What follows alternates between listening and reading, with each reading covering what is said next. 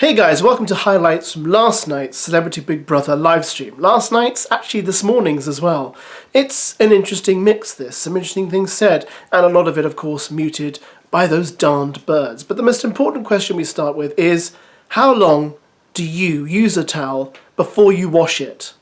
A week or 2 days? David said he wants to wash everyone's towels in the morning. Yeah, I feel like we should. That'd be good after. Oh, it is okay. There you go, babes. Do you really think? Do you not think you could do at least a week with a towel? I do in 2 days. Really? Yeah. But you know what? They might be nicer when they've been washed and dried, because these are kind of, it's like they don't take the water off. I like a rough towel. I do. I like it. So because these take, they can't take. It's because they're so soft. I hardly dry myself with it. I literally do that, and then I just kind of be a bit wet for a bit, and then I put my clothes on. You can't dry yourself. No, because they do. Yeah. And from towels to wet blankets, because we're going to talk about Gary next. Now, listen, Trish, remember Trish from Civilian Big Brother? Trish, who got into all that trouble after Civilian Big Brother? She put up a tweet yesterday saying how bad it was that ITV had treated her so unfairly because they hadn't done proper background checks on her, etc., and yet they let Gary into the show knowing full well what he'd done. If you're not aware of what Gary had done, you can watch my video from yesterday where we cover it. But it's bad stuff, guys. And what's interesting about this next clip is Gary admits in this clip that despite so-called cancel culture, he never suffered any loss of business, regardless of what was written or said about him, or court documents, or him being found guilty of stuff. It's not cancel, it's cancel culture. Yeah, I don't even know. Okay. With all the stuff that's ever happened to me, it's not lost me 1 penny in business, one mate's, anything. Yeah, but if your business... No, not at all. I mean, to be fair, everyone basically circled wagons, and my mates became closer, saying that's not you, it's bullshit. Are you going in the hotel? If you're saying your business... Not 1 penny. Your business is recruitment, yeah? Well, it's business, but yeah, the business people. That kind of, Get some air. Our businesses This ourselves. is Big Brother. Would Nikita come to the diary room? Not 1 penny. Not one business. I just think people have to people value on. And staying with Gary, here, Marisha and Ekin Su reveal that Gary wanted them to cheat in the horse task. Good, I'm glad someone mentioned it. But our owner was a bit nuts as well. Our owner, you know what he told us? To cheat. He said, I need you to just knock him out, push him down. Who's your owner? Knock him out the way. Oh, of course. And I said to Gary, I was like, Levi then. I was like, I don't think I believe it's a lie. We said to Luke, I said, me and Bradley said to Luke, what's your one word of advice? He went, win. I was like, brilliant. That's all you need. He just said win. He said just win. Gary said, just cheat. I was like, Gary, push him over. And then Big Brother says, if you push the people over, you'll be disqualified. I said, well, there goes our plan. That's done. Louis said, just win. That's all you got to do. Win. Just he win. said win. And I was like, that makes sense. That's all you need to say. That's actually all that pep talk you need. Win. We're bitch. It's a taking part that counts. Don't worry about what happens. We just went for technique. We created a technique out here. And that was it. Fern's a compassionate owner. No, she is. Fern was nice. To be honest, out of all of these moments, nothing will matter. The only thing that will matter is your moment. Yeah, nobody cares. Your moment was that moment was so funny. Because we were all just cheering you on. You had a big audience, and we just watched you go bang. In I hope they edit it slightly shorter as well, so it doesn't take us 4 minutes. The music business next. Before Louis and Sharon went to bed, they were sitting down, as you saw in the previous clip, having a conversation with Zizi and Coulson. And here we have them talking about the music business. And Zizi and Sharon making some very good points about women in the music industry. Like when I went to Wireless and I saw Ice Spice, and I was like, the most response she got from the crowd is when she turned around and twerked. And I was like, you can't, as a musician, as an artist, you can't like that. That can't be satisfying for you, knowing that you're singing, you've taken time to write your lyrics. No one's really engaging with you when you're saying your lyrics. But the moment you turn around and go, everyone's like, ah! And it's like, what is going on? Because like you just said, I sound like an old fart. That's what you just said. Like, because you know that the way the world is going. If you say that, now you're like, you're not for the women. And it's like, The thing for me is that, okay, where are the individual styles? Where are the people that, you know, their music's just a little bit different and look different, but it's all the same. You know, the little bodysuits, nothing else, tits out, your crutches on full view, and you've got your dancers behind you, you've all got the same choreographer, you've all got, and it's like, where is someone fresh with their own Can I ask a identity? question? Where do you feel about Dua Lipa? She's a good singer. But Louis, can I ask a question? Because you're she's behind sexual, the scenes. but she sounds a bit Is that different. machine then? Does. Coulson reveals to the table what Lauren has been calling him, and the latest one is Colister, which, as Sharon points out, sounds like a venereal disease. You've actually suffered with your names. Chessington was a stroke of genius. Chessington was elite. It was elite. Yeah, she's still not learned as Lauren. I know. What's the last one she's called you? What was it? It was Hollister. Hollister? like Hollister the shop with Hollister. Hollister. Yeah. Oh, it sounds like a virginal, a fanny disease or something.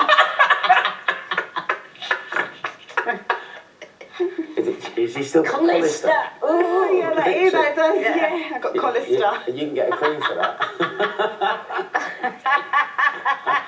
If my parents are watching this, they must be thinking we really fucked him. And my dad will be pissing himself, going, I knew Coulson was a great name. That's hilarious. Coulson. Is that your dad, Nicholas? Yeah.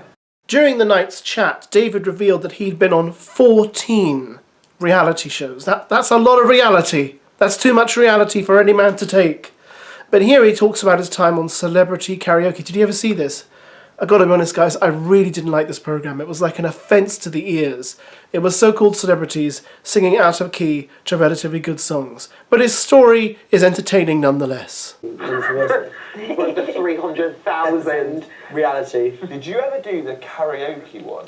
Yeah, I did the first series of that. Yeah, I come second. Does anyone... Ekin Su, do you want a blanket? Yeah. Yeah, it was Do you want a blanket? so much fun. Was it? Oh my god, it was so much. Scarlett Moffat won. Did she? Yeah, on what, I sorry? come second. On what? Celebrity Karaoke Club. That's I it. fucking love that. Oh, it was so so good. much fun. I loved How does it, like, what's the setup about that? Like, how does that So work? it was like, they made like a karaoke bar.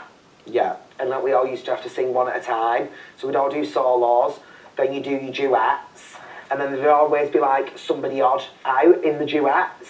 So there was always like an odd number of Like us. 2, 2, 2, 1. Yeah. And then like you'd be like sing like for example the first time I did it, on the first episode I was the one left on my own, and like I sang a song by Jason Donovan. And then all of a sudden Jason Donovan just appeared. It was No way. Yeah, but I didn't actually know who Jason Donovan was. Who's this weirdo taking my limelight? So Do you mind me? So I'm like on the stage performing to everybody else, and I'm like singing the Jason Donovan song. Didn't have a clue what it was, so I was like reading the words, just like. And then he appeared in a window behind me, and they all just started screaming, and I'm like, They love you. I thought, oh my god, I'm amazing. I'm a star. I'm an absolute star. And then I was like, who the fuck is that? And they was like, you don't know? I was like, no. And they was like, Neighbours, and I was like, never watched it. Maybe David should consider acting, because a couple of times during the night, he tries this trick on people where they'll mention his age or something and he'll pretend to cry and he'll see if he can fool them. So he tried it with the guys and he tries it with Ekin Su, and he's obviously a little bit convincing because people do buy into it for a few seconds at least. It was like 03. Oh, So no, you're 28. Did I say 03? No. I'm being stupid. You're 28, 3 years ago. Oh, hold on, don't do it. He does this, he's upset. No, it's when you say an about age his age. thing, yeah. It's an age thing. He's upset If you say anything under 29, he gets offended. Oh, Sorry. I hear that. No, don't, breathe in. Okay. Your days are numbered. Not there. Was that God? You have me. See? You two. No, because we knew it. Me and David. Even though I'm like CJ, I was like, oh wow, It was just me and Bradley sat in, and I did it. I was literally up there. Bradley, and Bradley, like leant forward and was like, are you alright? And I was like, No, because what we were trying just make me laugh. I said the same yesterday. I just give it. I said the same yesterday. I was like, I'm not getting this much. Look at me now. David. March 22 is good. What's wrong? No, did you say about his age? Did you say something about his age? No, Oh, David. no. You mentioned his age. We No, don't not talk about about his the age. age, He's got a really bad thing about his age. It's 34. How old is he? So, babe. Did you know that was real? No. Oh, But that was really real from here. You may recall on the debut episode of Big Brother, the launch night, that Louis told Sharon he thought he'd spotted a budding romance between Ekin Su and Nikita. I actually thought it was between Nikita and Zizi, but clearly I wasn't listening closely enough. But I want you to compare the two, because here we have Ekin Su, I think, looking adoringly at Nikita, followed by Zizi looking adoringly at Nikita. Because the thing is, you know that after this corner, I knew that it gets tighter. So it's like, just give it this one push, and then you're through. Yeah, because you can't get two people through that. No, you can't. After that, no, you can't. It was rigged. You can't get two people through that hole. No. I'm not sure how they thought, like, to get four. Yeah, it was hard. Well, when that group fell behind us, I knew we were good. I was like, they're never going to catch up. I'm sweating. Yeah. I liked that cold water. The pond. We were serious. I knew you were going to kill us. I was like, God damn. I don't get it then. Like, what's the whole point of the... What's the whole point of the task when you just speak and you don't, you know? I think, right. But then I don't know, yeah, it was a bit... Because we thought, to be fair, I thought I was the one who was saying all the viewers, that you all had like a secret task that you all had to do, and the first two who finish it, gonna get like the... And staying relatively close to the subject of romance, we have the subject of condoms. I didn't know there was a box of condoms in the Big Brother house. But the housemates here are discussing it. I guess Big Brother's thinking, better safe than sorry. Although, I'm not really sure this bunch of celebrities are going to bond in that particular way. Wait, is it Zizi in there? Yeah. No, he's not.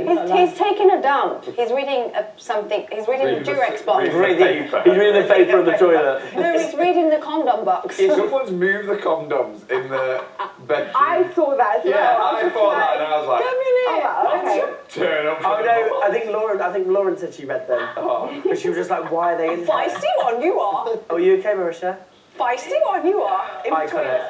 Have you seen In Between Us? Feisty one. I'm an adult in a local shop and I want alcohol. You know what's that scene when Will's in that shop? Yeah, and he walks into I'm an adult. And a few little moments with Zizi to send us off on our merry way before tonight's episode. Firstly, this rather funny moment where Zizi thinks she's doing a bit of innuendo, but actually, I think is just being a bit gross. That looks like my crusty arse crack. Oh, sexual. Sorry. That's also not an innuendo. I would be like, well, you're just saying that a heart-beating biscuit looks like my crusty ass crack. It is what it is. It's an innuendo. And if that's the case, then you need to go and see the medic. And here she relates a rather funny dream Marisha had. Oh my God, I had a dream last night that I was locked in this house. I said, babe, we are. That's reality. No, I had a weird dream last night. I couldn't get out of this house. I was like, babe, that is the reality of what we're living right I think everyone had a dream about each other, because I had a dream about all of you. And Yeah, I was that's like, what oh my God, Big Brother house. Woke up and went, it's my life. Like, this is literally like, it's not a dream. I don't think I've dreamed once since I've been here. We've only had 2 sleeps. I had a dream and you're all in my dream. not necessarily. You're all in my dream. And finally, Zizi here talking about her sexuality to Bradley and Nikita and whoever else is listening. Now, the feed mysteriously cut here, which is why the screen goes black, and then the feed reappeared. I wasn't quite sure everything she said because it was muted or cut, but she seems to imply that she's not really sure about her sexuality. Now, I could be wrong, but she certainly isn't sure whether she's going to end up with a man and admits she's been with women. So is she bisexual? Is she a lesbian? I don't know, but it's interesting what she says and that she's so open about it. And I must now be open with you and tell you that I am going to end this video. This is the last you'll see of me. So let's let Zizi finish it off. And I'll catch you later for more. Goodbye. You imagine how your life will be. And as life has gone on, I think I've always imagined my life as a man. But recently I've like met women where I'm like,